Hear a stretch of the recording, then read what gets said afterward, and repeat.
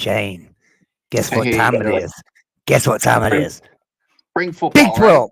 Big Yep. football and Big 12 show tonight. And we got quite a few Big 12 games this weekend. You know, what surprised me, though, I was looking through it. Um, Arizona State's anybody that was in the Pac-12 coming to the Big 12, they're still going to be on the Pac-12 network. We're not even going to be able to watch those games. No, They're on the no. Pac-12 network. So, well, welcome in, everybody. Welcome in. This is the Big 12 show. We are talking Big 12 football. We're going to talk about spring games. We're also going to talk about Big 12 NFL draft stock and where everybody, is set and things. But we'll get into all that a little bit. But anyway, I'm Joey Foster, and my little sidekick over here, not a little sidekick, he's bigger than me. Shane, what's going on, brother? Not much. Just trying to wrap my head around, it's how many years things have been the same in college football. And it seems like every spring season there's some new twists and turns. The new twists and turn this year is people by ball programs are having their games a little bit later. Mm-hmm. So, other than BYU, or not BYU, I'm sorry, Baylor, calling it a glorified practice, but inviting the public to see, everyone else in the Big 12 has scheduled a typical spring game. Now, did So, they? Because I was seeing somewhere where BYU did not, but was it maybe they did. BYU or Baylor didn't? Well, Baylor didn't either. Baylor But didn't. I was Did thinking, BYU? I was seeing somewhere today that BYU, and I'm looking through here right now to see if it's on this one, that BYU did not schedule a game. Let me look down through here and see if I see BYU. I don't see them. I do not see BYU scheduled Yeah. for a spring game. So BYU and Baylor did not have spring games. Now Baylor still had a spring thing, right? Well, in Mm-hmm. Shindig, but it wasn't a spring game. So, but anyway, well, somebody popped in. I heard a pop in, and then they left. A pop and Uh, they left, huh? yeah, pop and they left. They ding donged and chimed in here, and then I look and there's nobody there. So, Whoever it was, come on back in if you like to. So, Saturday the 27th, I'm going to go through a list of games, and some of them aren't going to be in the Big 12, but they're interesting because they're regional to us. Maryland has theirs. Nebraska has theirs. West Virginia has theirs. These are all noon. TCU has their spring game at 1 p.m. Central Time, which would be noon for us, or excuse me, 2 p.m. for us. Colorado has a 3 p.m. game. Rutgers has a 3 p.m. Oregon has a 4 p.m. Washington State has a 6 p.m. Arizona has a 9 p.m. Oklahoma State, they have their game on the 27th, but I do not have a time listed for them. Okay, so Which I is am looking. I am looking on Fox Sports at games and at spring games. uh-huh. And what was the last one you mentioned? The last Big 12 team you mentioned there? Oklahoma State. Okay, they don't have Oklahoma State on this schedule. I look at different websites and I see different things, so it makes me I know. scratch my head. Yeah, I'm wondering But if BYU having a spring game, and that was just on a site that didn't show it, and this site's right. not showing it either. So but I think what's kind of like I said earlier, what's kind of funny is that Arizona State, Colorado, and Utah's games are on the Pac-12 network. So I Yeah. guess we can always go back and catch it on YouTube. Somebody will upload it to YouTube, but it just doesn't make any sense. This is the year they come to the Big 12. You should put that game on ESPN Plus or something so that people can watch it that are in the Big 12. Because I'm not here in West Virginia. I don't know about where you are up in Pittsburgh, but we don't get the Pac-12 network here. We don't either. It's Big Ten and a little bit of ACC. Because of Pitt, but Penn State, unless you're right smack dab inside of Pittsburgh or one of those Pittsburgh regional stations, most of the Walmarts, and I go by the Walmart test, Joey. If Dick's and Walmart is carrying a college team, that means they're the flavor. And Yeah. once you get outside of 40-mile radius of Pittsburgh, when you get into Washington County, Greene County, down southwestern PA, You get over towards Unionville, up into Indiana County, and Central PA, Johnstown. That's all Nittany Lion territory. So, Pitt doesn't have a very big footprint, and I'm this is a Big 12 show where we talk about conference realignment. I'll say it again. Pitt's not in very good shape as far as realignment goes. I mean, they have a very slim chance of getting into the Big 10. Slim chance. So, Pittsburgh though their academics are really good. Really Pittsburgh's good. got really good academics. Yeah, And and if you look at the history of the program and the number of national championships and number of conference championships, all that stuff. Tony Dorsett. Now, Pittsburgh's a lot better than most Big Ten teams. Oh, absolutely. Honestly.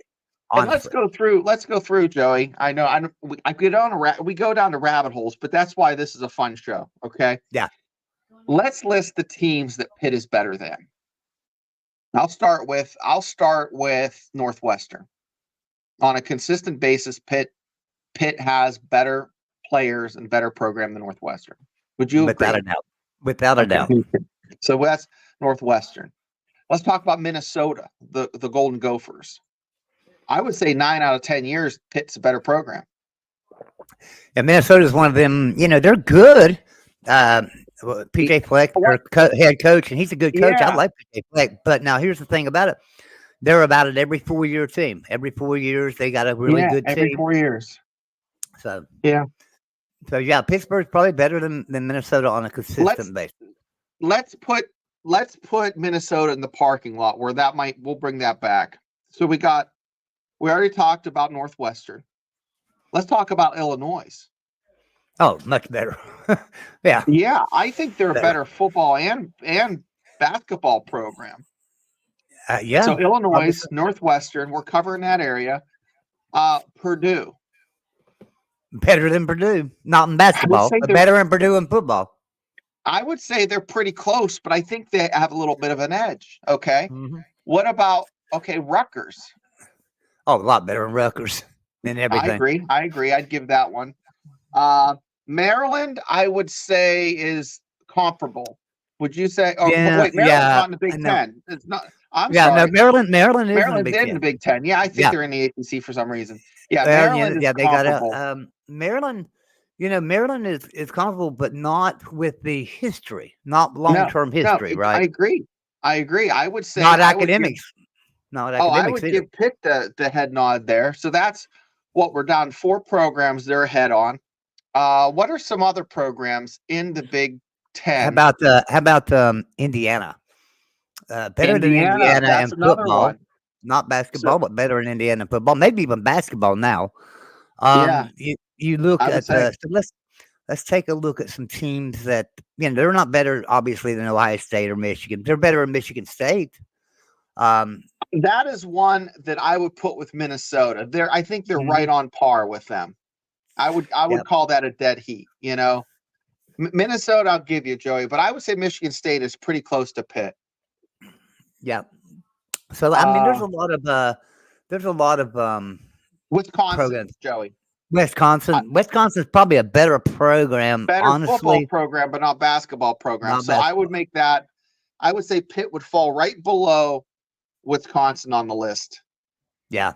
I'm looking. And the thing about it is, you look at the Big Ten, you're going to have Ohio State, Michigan, Penn State, and then who you have? Probably Wisconsin.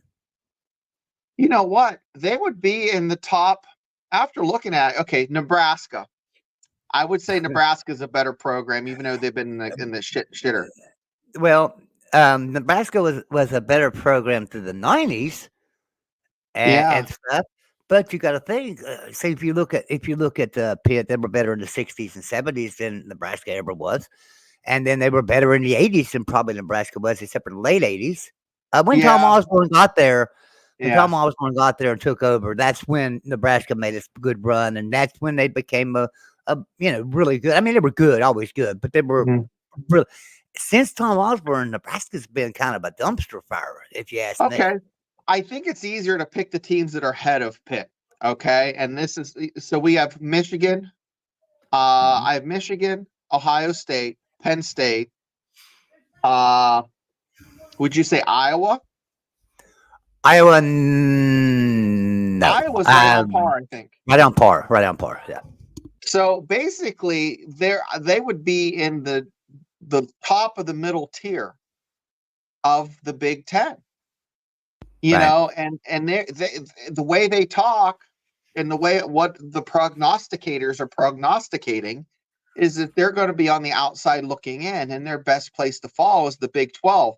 And my opinion is the Big 12 might just be, the biggest life raft available. The two ocean liners are still floating are the Big 10 and SEC. And is the Big 12 just a glorified life raft until they see the big ships pull away?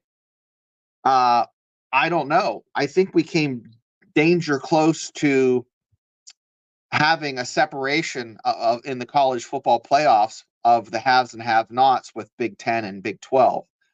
But yeah, guys, I mean, this is a Big 12 channel, but, where is the pecking order? And I don't think these ACC teams are as bad, or the Big 12 teams are as bad as what the Big 10 and the SEC would have you believe. I'm going to do the same thing, Joey, with West Virginia in the SEC and where they would fall. And then we'll talk about draft stuff to close it up, okay? Yeah. So, because everybody's talking about the same garbage, and I thought this would be interesting to kind of touch on. And I'm getting my list of SEC schools up right now. So let's talk about Mississippi State. Is West Virginia would it be comparable to Mississippi State? I'm sorry. What was that, Shane? I apologize. My grandson's hollering at me. Would West Virginia be on par to a Mississippi State? Well, I would think most years probably better than Mississippi State, the old West Virginia. I would put them. So, let's just start with the teams that we know are better programs than the Mountaineers. And I'll go with Texas A&M as one. They have a lot more money. And, I think they just have, I don't know. I would, if you were to do a draft for these teams, Texas A&M would be one of the first picks in my book. But so I'd say Texas A&M. I would say Alabama would be, of course, a better program. Auburn, I would give the nod to Auburn. Florida, I'll give them the nod. Georgia, LSU, and I would say that's about it. So those are 6 teams that I would put ahead of the Mountaineers. So Joey, I'm sorry about that. I'm sorry about that, Shane. My grandkids were in there doing something, and I had to go in there and take care of it. But it's okay. You got a parent. So Alabama, I have Alabama, Auburn, Florida, Georgia, LSU, Texas A&M, and Tennessee are probably 8 teams that are right. Just a little bit above what West Virginia is. And I'm going to give you the teams where West Virginia is probably maybe one year they're better, one year they're worse over the period of 20 years. I would say Ole Miss, Mississippi State, South Carolina, and Missouri are all like in that category with West Virginia. Okay. Right. Yeah. The only team that I think West Virginia probably has a better history and a better program than is Kentucky and Vanderbilt. I would say Arkansas. And Arkansas, Arkansas probably recently, but in the 60s they were tough. But yeah, I would say Arkansas could go between the bottom and the middle. They're like at the top of the low tier. Right. Yeah. But guys, I'm great at that. I gave you Pitt and Penn State and how they would fit in the Big Ten and SEC just because of my thoughts hearing all of the prognosticators just go on a tangent on how the chips are going to fall, and there's going to be the Big Ten and the SEC, and that's it. So we And talked about I this. think, This was that proposal yeah, for the Super League. We've yeah, talked and about this 100 times.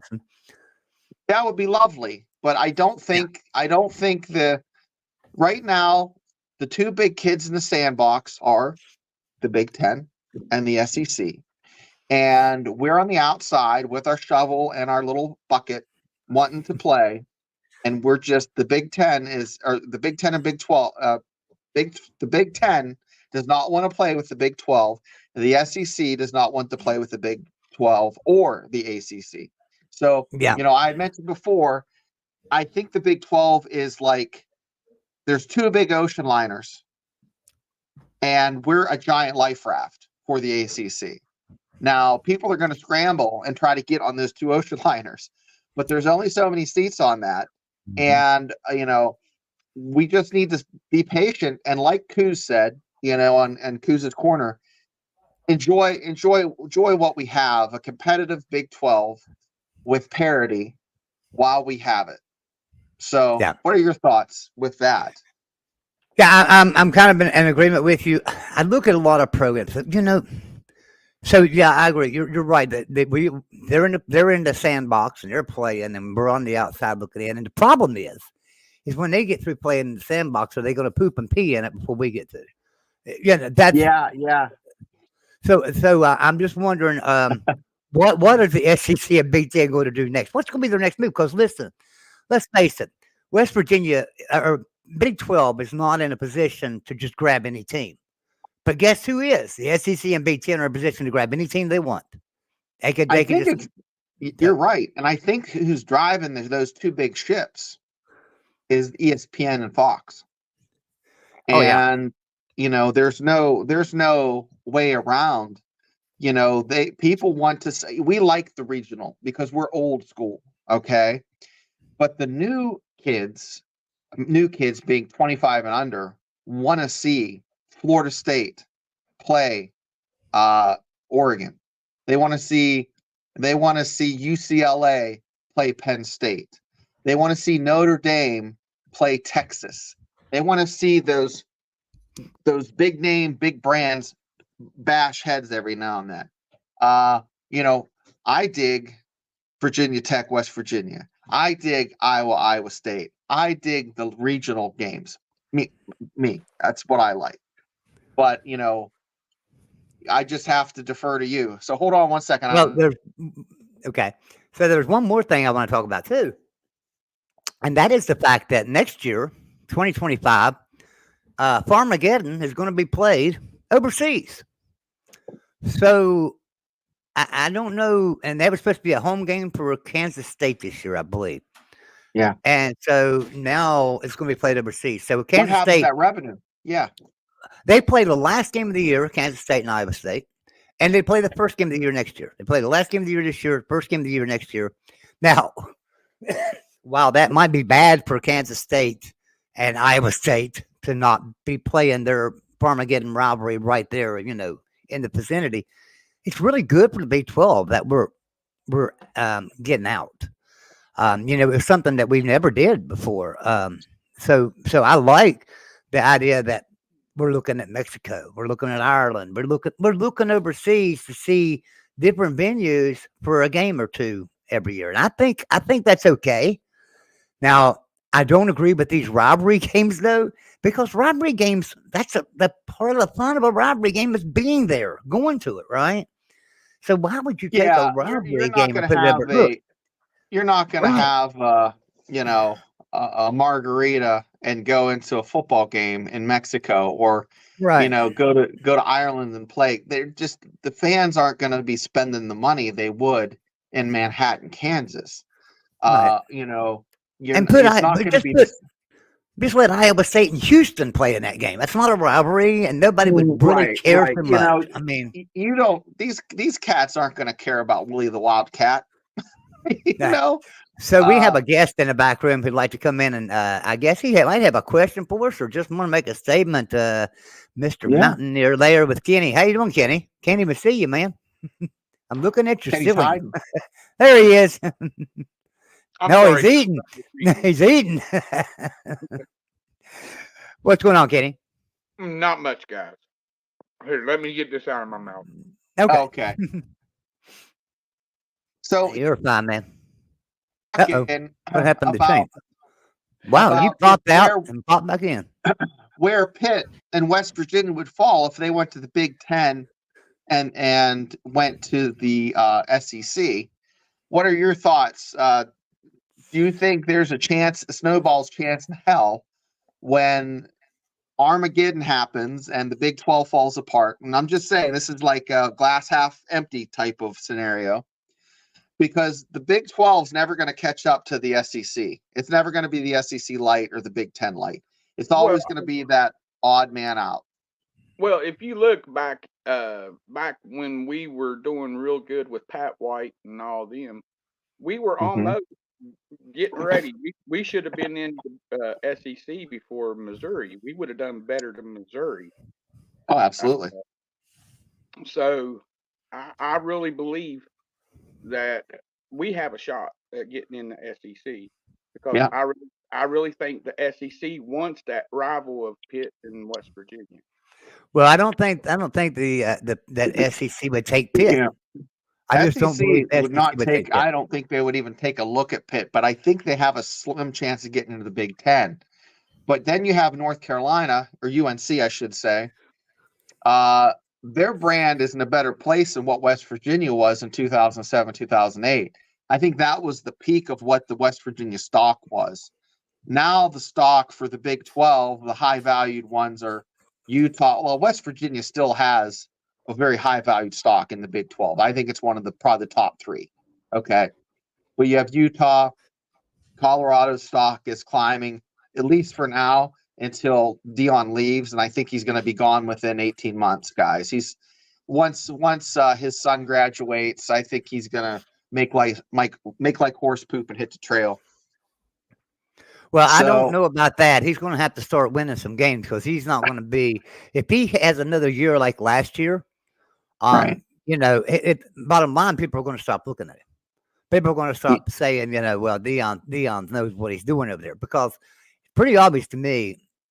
I don't know about anybody else. I think Dion's in over his head. Hey, look, you cannot build a team from a transfer portal.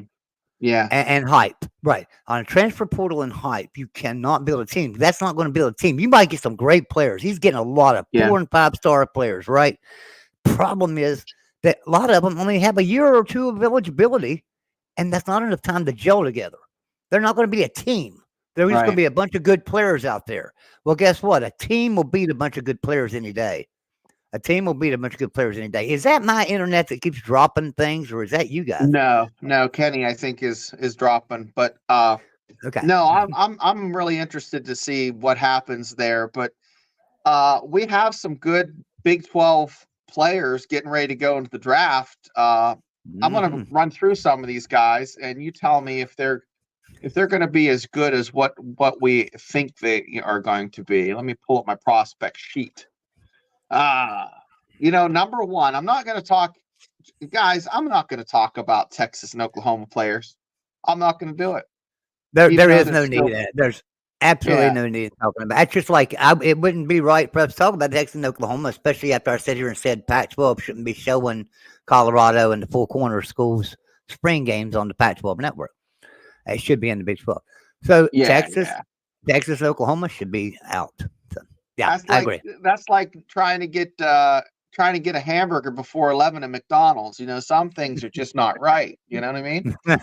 So Zach Frazier, West Virginia's very own Zach Frazier, 6'2", 306.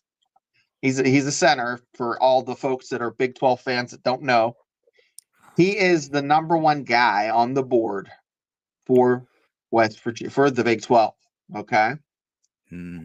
Iowa State has a 6'1", 189-pound cornerback named TJ Tampa. Damn, that's a smooth name. T.J. He's a good Tampa. player. He's a really good sounds like player. he should be driving a 1978 Trans Am, smoking a Marlboro, and with that dip. Hey, With speaking of a that, Trans Am, Shane, just out of curiosity, not changing the subject, but Reggie Bush got his Heisman back. Does Eric Dickerson get his Trans Am back? Oh man, that golden one. Yeah, I hope he does. I used to have a '84 that looked like Knight Rider, but I didn't have the Hoff swag back then. So, Well, what about Pete Rose? Does he get his record? Yeah, I know. Yeah. One of these days, maybe put him in the Hall of Fame. Pete. Poor Yeah. Pete. Anyway, back to your list. So we went from an easy name, T.J. Tampa. Come on, I'm gonna make you pronounce this. So BYU has his name is Kingsley Sumatea, and he's 6'5", 325. 6'5", 325. Offensive Man, tackle. talk about cheeseburgers. That guy can eat those cheeseburgers like they're Pez. Right? Well, I can eat large pizza by myself. So. Oh wow, that's something to say. Yeah, but you don't weigh. You're not 6'5", 325, Kenny. Kingsley could probably eat 3 of those large pizzas by himself. I'll tell you what, I'm 6 foot 220, and I eat like 2 chicken breasts and 2 eggs, and then maybe something light for dinner, and that's all I can eat. I can't handle. I know Kenny. I've been over to Kenny's house. Kenny's not that big of a guy. I mean, he can pack it. So He can work the fork. Yep. That's good to hear. Cooper Beebe. Remember Beebe? He used to play Don Beebe, who played for the Bills. Yeah. I don't know if there's a relation. I don't think so, because Cooper Beebe is 6'3", 322, and he's from Kansas State, and he's up on the list there, right behind Kingsley. So we're still in the 300s. This guy's a little lankier. This guy's 6'7", 315 from Houston, Patrick Paul. Well, you know what's getting me about this draft? Here's what's getting me about this draft. What do we usually see out of the Big 12 going draft? Quarterbacks and wide receivers. Yeah, right. And here we are. Yeah. Here we are. Offensive line. Count one. Cornerback.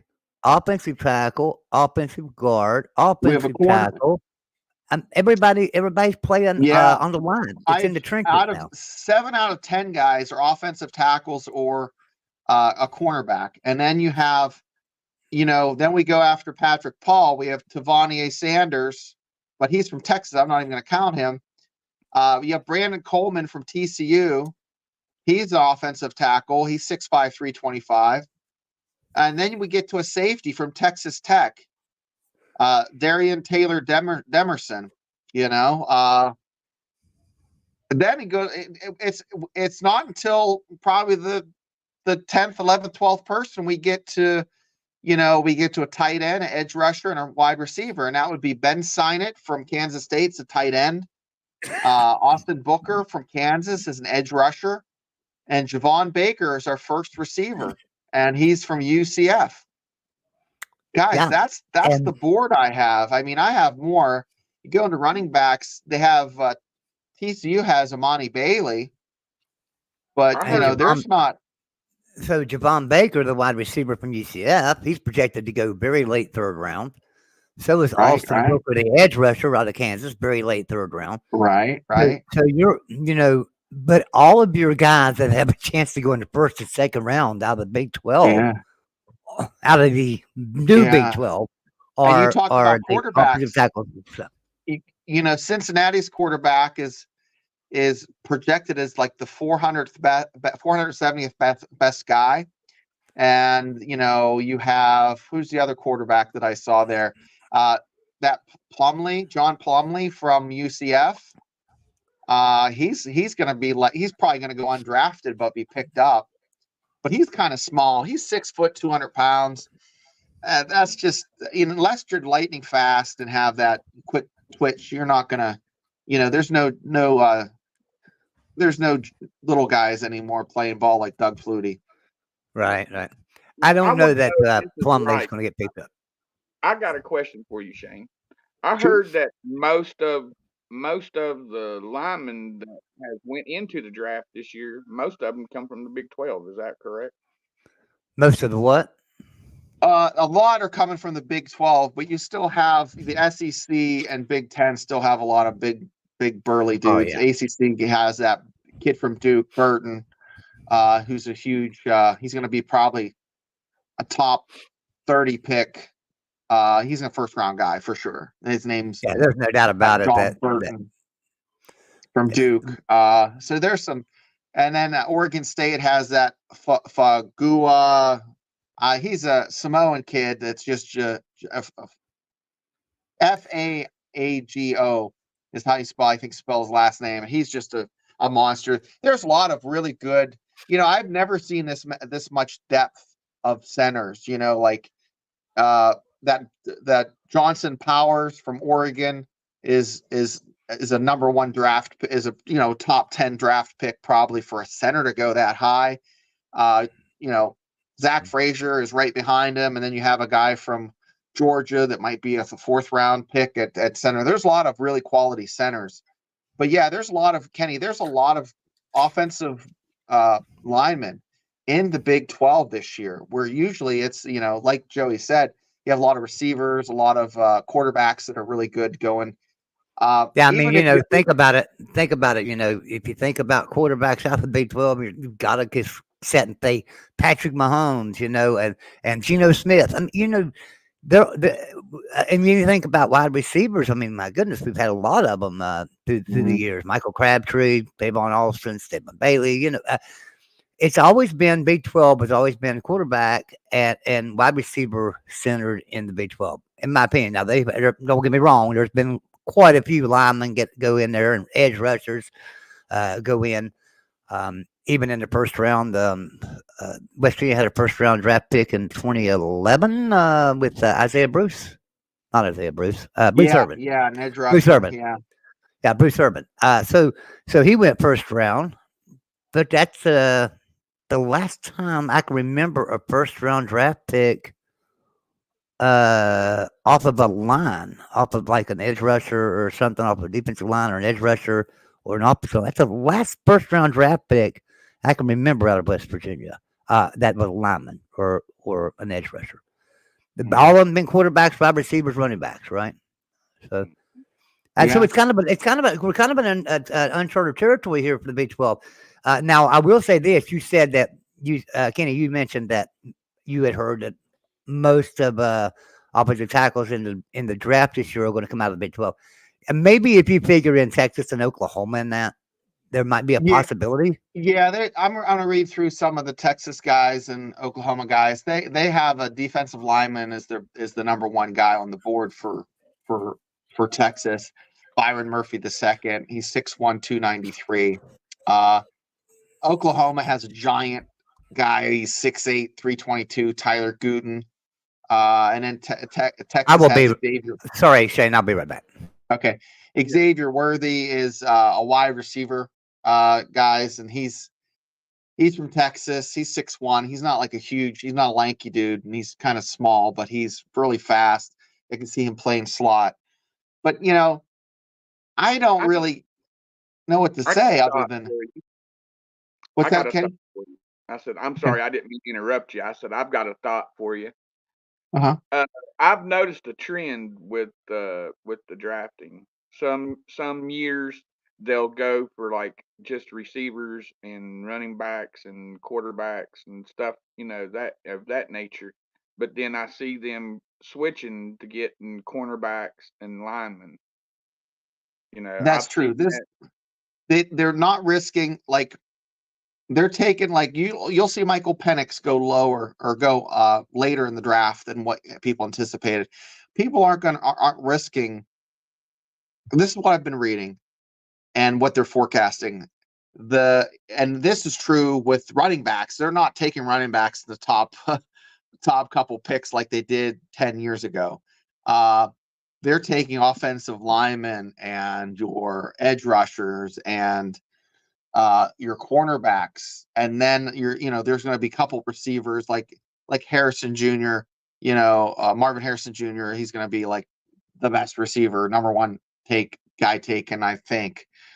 But yeah, you're right, Kenny. There has been a shift, and I think it's more risk averse. I think it's less of a risk because you're more likely to have a bust. Plus, running backs don't last very long in the NFL. I mean, you get 2-3 years, like Le'Veon Bell for the Steelers had a couple good years, but you don't have very many years. You remember Amos Zaraway played for the Steelers for a short period of time. It's not really good. If you have that kind of money, you're going to spend it on maybe a receiver you can get 4 or 5 years out of, or 3 years out of. Kenny, it's more of a math thing than a football thing, the way I look at it. Well, see, I always often thought too that once they go number one in the draft, that puts a target on their back. Especially if it's a quarterback or a running back or a receiver, that puts a target on them because everybody that's facing them, they're going to want to make a name for themselves. Well, I think it's more like they on the glass half full. The program wants it to work out because they have money invested in it and they don't want to lose that money. So they're playing with house money. So they want that guy to succeed.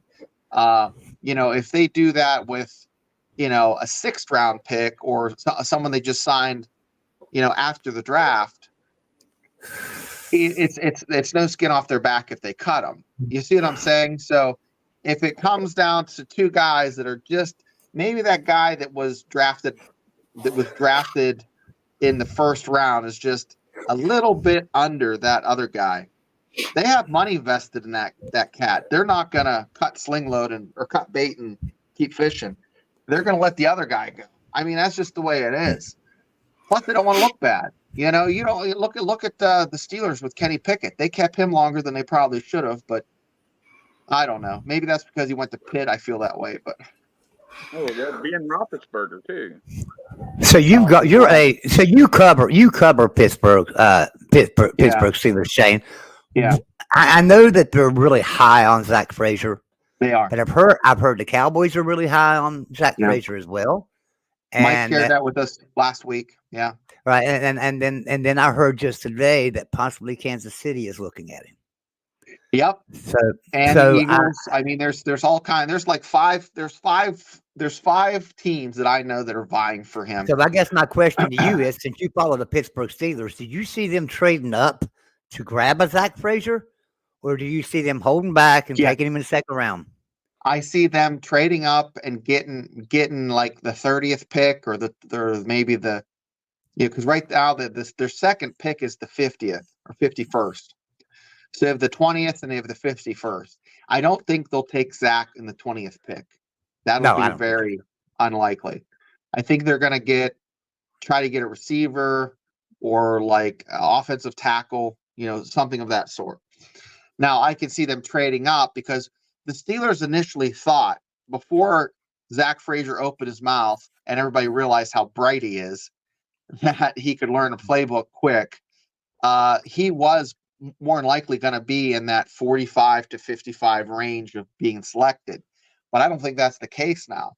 But the Steelers could trade for maybe that guy from Georgia. There's a center that's pretty good that will probably be taken in the 3rd round. I don't know. We'll have to see later tonight what happens. Yeah. And I'm anxious for that too. I mean, we're going to start seeing this draft start taking place here soon, and I'm excited about that. I really am, because now I'm not one to watch the draft because I hate NFL football, but I love it when a high profile player is coming out of West Virginia, right? And Zach Frazier, that's just going to be a great feeling when he gets picked, just like it was with anybody that's ever went in the 1st or early 2nd round for me. So I'm excited about that. Doesn't mean I'll ever watch a game he plays in the NFL, but it does mean I'll be happy for it. It depends mostly on what a team really needs if they want to get him first before he gets grabbed up. So he could go earlier. Yeah. Yeah, Beanie Bishop is probably going to be picked up. On the board, they have it listed at 395, and Doug Nestor is at 400. So those guys will be signed to, but I doubt they'll be drafted. Right. Yeah. That's now I think Beanie Bishop is going to be a fantastic player in the NFL. I really I do. hope with I this think somebody needs to take a chance on him. I and think yeah. I don't think we've seen the best of Beanie Bishop. And Beanie Bishop was damn good. So. Have you heard about the kickoff rule being changed for the NFL? I have, yeah. So that Beanie Bishop might fit on it. They might pick him up just to return kicks. I don't know. We'll see, guys. We'll see. But I appreciate Kenny coming on. I'm gonna be on. I'll be on the interwebs all night tonight until probably about 10. 10:30 with the draft stuff. But Joey, what do you have going on tomorrow for the show? All right. So tomorrow night, Friday night, 8:00, we will have Mountaineer Live Show. It will be myself, Shane, and I have to check with Jordan Cruz one more time, but I'm pretty sure Jordan Cruz is going to come on with us. I was going to get a football player, but decided against that for Friday night, and decided to go with that after the spring game. So I'm talking to a few former players and seeing who's available to come on with us. Problem is a lot of them are going to Morgantown, and when I'm talking about former players, these are players that live in other states, so it's not like they're going to be traveling and stuff. Yeah, and it's hard for them to come on. So I'm having a really hard time getting somebody, but I promise you, I'm doing the best I can to get us a former player on here for Saturday night, because I want to hear a player's perspective, someone that played for the Mountaineers, and see what they think. Yeah. So, after bring it. So, Kenny, you got any more questions for us, buddy? Yeah. What do y'all think about the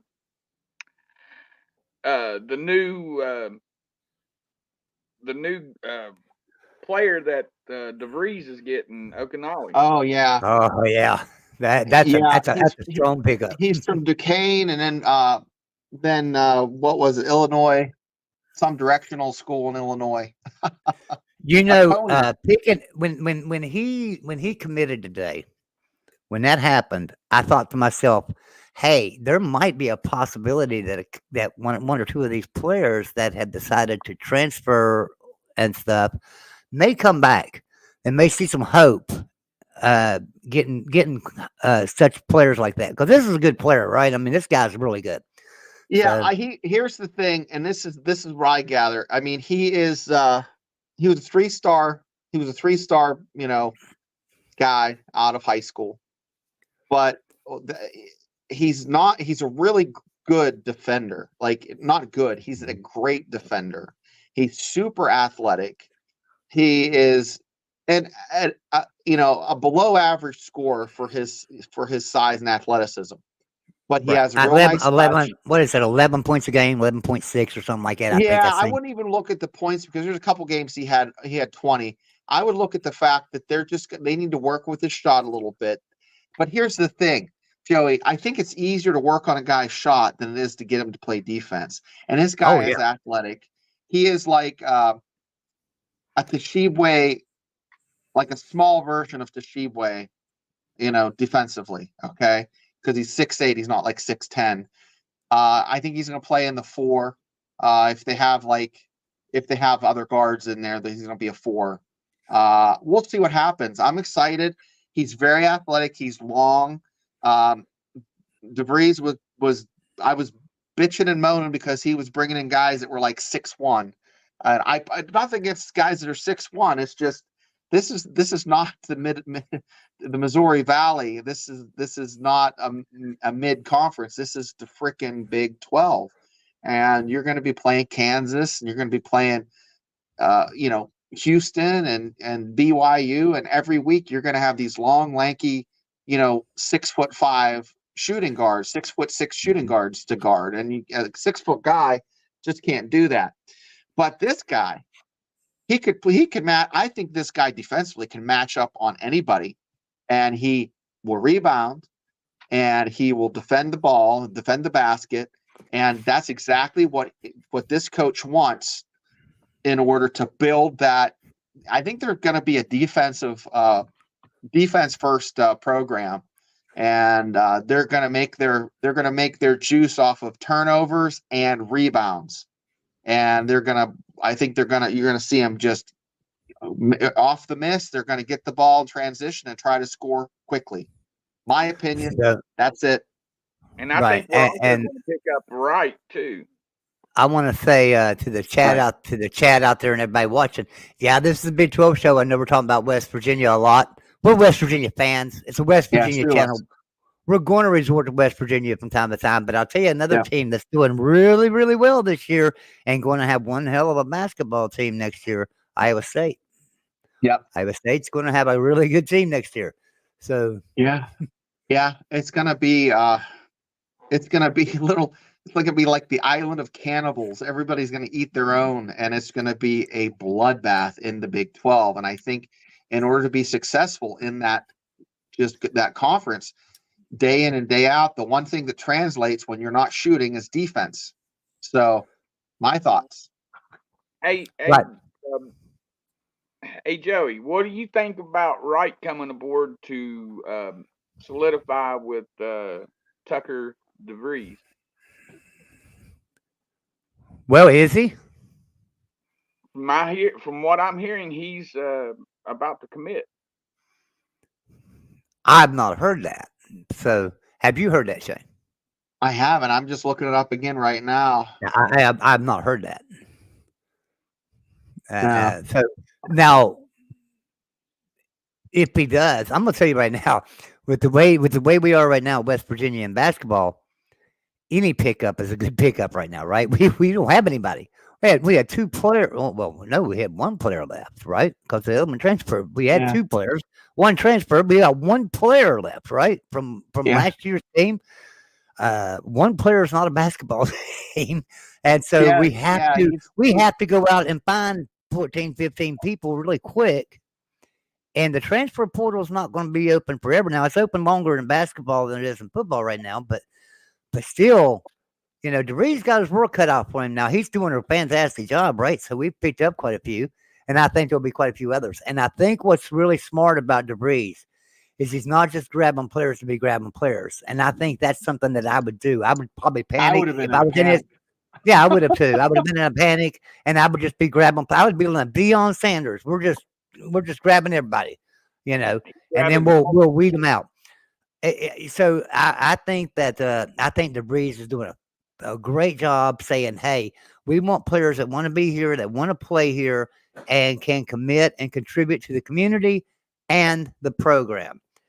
And oh, by the way, it wouldn't hurt for a good basketball player, right? So his thinking, in my opinion, his thinking is basketball's last. They need to be a good student athlete. They need to be good in their community. They need to be a good rounded person. They need to have a great culture about them that fits in with our culture in Morgantown. And then we can teach the dude to play basketball, right? He's obviously played basketball his whole life. We can teach him some more fundamentals and get him to be a better basketball player. And I think that's what DeVries' thinking is. And I like that thinking a lot. Because like I say, I would have panicked. If I would have gotten that job knowing that, oh my God, I got 1 player and I got to rush here, you know, because you got to think of a coach. He's not only got to build that team, he's got to teach that team his philosophy and train them. Mm-hmm. So, you know, that's going to be a tough outing for him year 1, but I like the way he's doing it.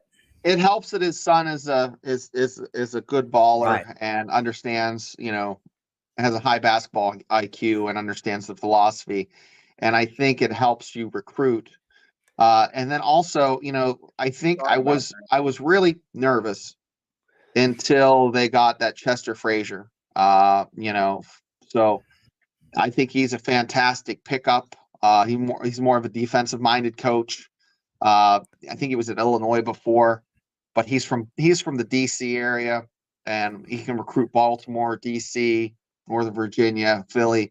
He has the pulse of that area, and I think he is going to be instrumental in not maybe this year. I mean, I think this year he got those 2 cats from Illinois over here. Those two new guys, but I think they're going to be they're in a better spot now than a week ago for sure. And it's only been 30 days, guys. The 25th Right. is when they offered the job to DeVries. So here we are. And But- and above the players, because the players are only good as coaches. Man, the Breeze has put together a staff that's amazing. Yeah, I the mean, staff's pretty good. really good Yeah. staff. So yeah, it's been a fun ride this week. We'll see what happens next week, and tomorrow we'll be chatting about it some more. Joey, Kenny, thank you guys. Timothy says, I just wanted to brag on you guys. This has been a really good show. The thing about Shane and I is this is a fan zone show, right? So we're not professional analysts and No. things. We're just fans. We do these shows as fans. Now, I know a lot of you feel like that maybe I'm a professional analyst or professional because I'm on a lot of channels, and maybe on other shows. Yes, here I'm a fan. I mean, seriously, I just talk as a fan here. I don't talk as an analyst. I don't talk as a college football guy. I just talk as a fan, like you guys, because I'm a fan first, right? A fan above all else. So yeah, and my mindset is I pretend that I'm in a sports bar, and we've already drank a pitcher of beer, and a conversation ensues. This is what we're going to talk about. Kenny, am I right? Yeah. Can I have a picture of Twisted Tea instead of a beer? No I'd one rather wants- have a picture of Twisted Tea. There's so many scripted shows. We go off the cuff. Hey, this is what we're thinking. And because the thing of it is, guys, if we prep a show, by the time we go and do the show, 5 other people have already done the damn thing. Right. So we feel like we feel like we can be unique, right? I mean, we're different because we're not coming on. I'm not researching all day, and neither is Shane to do this show. Yeah. I do enough research through the week that I shouldn't have to research specially for this show. And Shane and I never talk. We never talk. I mean, I'll message him and say, "Do you want to go at 7 or 8 tonight?" And he'll say, "Let's go at 7 tonight because I'm off work now." So we can go at 7. There's occasionally we have to go at 8. But most time we go at 7. That's the only thing we discuss. Each other articles occasionally, and I'll acknowledge, I've read that or that, and that's about it. So we kind of have an idea, But I have a regular job, and I have kids, and Joey has his hands full. He has some kids in the house, and it is what it is. And you as fans, you're in our boat. You're asking the same questions. You're not sitting reading everything on the internet. Or if you must be rich if you are and can just do that. Don't have a job. But most of us in Pennsylvania, us Yinzers and us hillbillies in West Virginia, we work 9 to 5. We got the man breathing down our neck. We don't want to be. We can't be playing on our phones at work. So we're here to give you what we see on the interwebs during the day, and as fast and as entertaining as we can, and we'd love to hear from you. So in the chats, shoot us a question. Did you like the Magic 8 Ball episode last couple days ago? If you did, we're going to do it again. I think it was fantastic. Kenny, what did you think? I loved it. I Did you watch liked it, except it was this in West Virginia bad.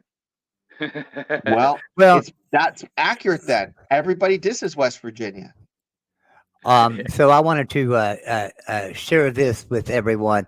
So we have a merchandise store. Of course, on the Voice of College Football, we have a merchandise store. It's topqualityshirts.com. We do have a West Virginia thing. So if you click on the Voice of College Football, once you get into the store, you can click on West Virginia. So the other day I sat and designed some shoes. Let's see, this one's right here. So I designed these shoes really quick. Kenny, did you know Joey was a fashion designer? And then I'm going to put some blue ones with gold on them too. And I thought, there they are. I thought I did. I love these. Oh, look at that. Look at that. So I really like these. With some of the new uniforms that they were wanting to bring in, I wish they would do one thing. I wish they would get us a gold helmet like the Baylor has, real shiny, along with How about that? Everybody needs a beer glass. Oh, that you looks got to have good. a beer glass. That looks really good, Joey. West Virginia football or the Voice College Football West Virginia, and my WVU football glass was on the other side, so it's double-sided. And these are really cool. I like these glasses, and they're like $29. But here's the deal, guys. Here's the thing about it. keep an eye on the store because I'm gonna start putting in group packages. So in other words, these glasses are going to start coming in sets of like 4 for a much lower price. So they're like Oh, that's $30, great. $30 for one, but I can probably get you all 4 of them for around $85. So Oh, that's really good. we're gonna be doing that too. So anyway, topqualityshirts.com. Be sure and check the store out, merchandise store, and you can find all kinds of great YouTube contributors in there. We have a network of YouTube contributors. So I own the store, right? I run the store, and I brought in a bunch of YouTubers, and we have more. I get contacted every day from YouTubers wanting to come into our store. We do have some simple requirements, and they're very easy to meet, and some people do meet them. But we have the Voice College Football, Exploring with Ben and Sam, PSK Pete, Traveling Fools, Mayhem Matthew, Trivia, Tide Guy, Brixton Bixon, Traxon Jackson, Big BC Live, and then even Joey Foster, whoever the hell that is, has some little general merchandise in here. So yeah, guys, come on in and check out the merchandise store. I think you'll find something you like anyway. I guarantee you. Hey Joey, I got a question for you. Okay. This right here, this question is the first game of the season this year. In your percentage, what would it take to bring game day here? I think game day may be coming here. Mm-hmm. I think there's I would probably a 99% chance that game day will be in Morgantown. I'd give it 80%. I think it's a really good shot, Kenny. Game day will be here. Yeah, I really believe that's, if you look at the schedule, that's one of the biggest games of the day. I know there are some other big games, but that is probably the biggest game of the day and probably going to be one of the most watched that day. So I have a feeling that that ESPN game day will be in Morgantown. And agree. I'm saying I'm going out on a limb. Wearing the Cold Rush uniforms in that game for that night game. The gray ones. Now here's the thing. Or the black. I believe it may go to black. I really believe that these black uniforms are taking hold. And you know, this thing about this black uniforms kind of started from somebody on Twitter one day. It said, wouldn't it be cool if we wore black uniforms for and did a blackout at Morgantown and stuff, and they wore black uniforms and we all wore black t-shirts because Penn State does a whiteout. Let's do a blackout. And it kind of grabbed hold. And so I don't know. It had a lot of traction for a while, and I feel like attraction has just continued to build. So there might be a chance that when they do a uniform reveal, that we see some black on that uniform, and I think it'd be pretty cool. I love watching the uniforms come out, and we're going to do a show on that coming up. Show the Big 12 show. Yeah. You know what would be amazing to have for this one game? If Penn State was to do the whiteout and we was to do the blackout, that would be amazing. Well, that's just it. Last year, they kind of did do the whiteout. They had the blue stripe going right across the middle of the stadium, but really, it's a whiteout. I mean, basically, it's a whiteout. So Tim Green basically is telling us he doesn't care if the West Virginia Mountaineers wear thong and flip flops, and they're pink. He just wants them to beat the Nittany Lions, right? Is that what it says? I don't have my. Yeah, okay, yeah, that's what it says. Yeah. I don't see the. It would be cool and it would be awesome, and we would get a lot of eyeballs for that game if they was to do that.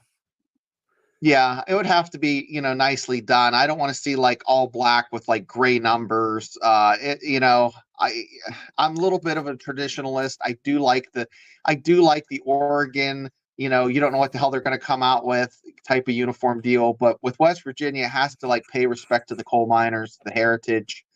Kenny, when you mentioned the gold, I thought about like the late 60s and the 50s when they had those like gold helmets. I thought what I was thinking of too, because my dad was a coal miner.